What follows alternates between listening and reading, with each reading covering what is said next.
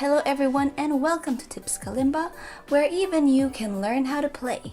So for today we are just going to discuss how to take care of your kalimba.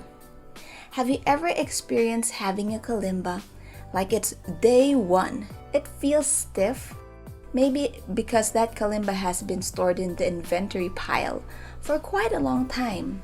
Well, the same is true if you don't use your kalimba for quite some time. Solution? Well, try this out. Try moving the tines or the keys left and right. Push it up and down using your tuning hammer. This will help up in loosening up the stiffness. But keep this in mind.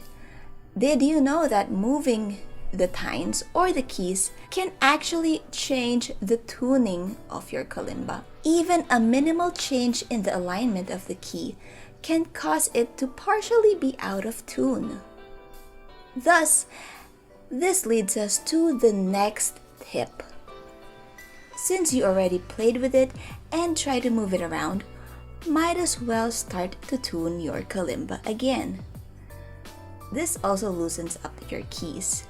But do note, I am not referring to the natural tension that is in your kalimba, but this is the tension buildup that you get by not using your kalimba. Next, here's a general tip: keep them dry.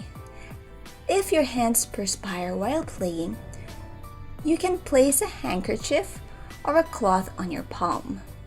This will help in keeping the moisture out, because instead of it going directly on your kalimba, it actually goes to this cloth.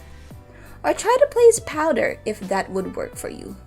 But here's what really matters: your aftercare after playing. And I cannot emphasize how important this one is. Okay, so sweat. Sweat is actually water with salt. And salt plus water and air does not go well together. Yes, rust. Prevention is always better. So wipe that thing! Especially the tines. Because remember, the more care you give your kalimba, the longer it will be with you. Okay, so now if you don't use a case, make sure you wipe it dry and clean. Now, if you're using a case, what I would highly suggest are silica gels. I'm sure you got one of those somewhere. So they actually use this to absorb moisture. So do consider placing that. And no, you do not need to open the bag.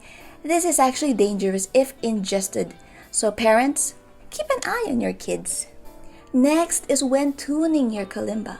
Many of you are asking if it's okay to keep changing the tune. And honestly, it's a musical instrument. It is designed to get those beatings.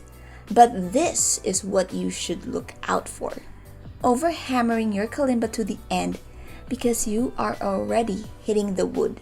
So do handle it with care.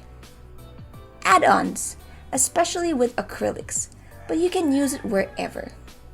Kalimba cushions, or basically these kind of cushions.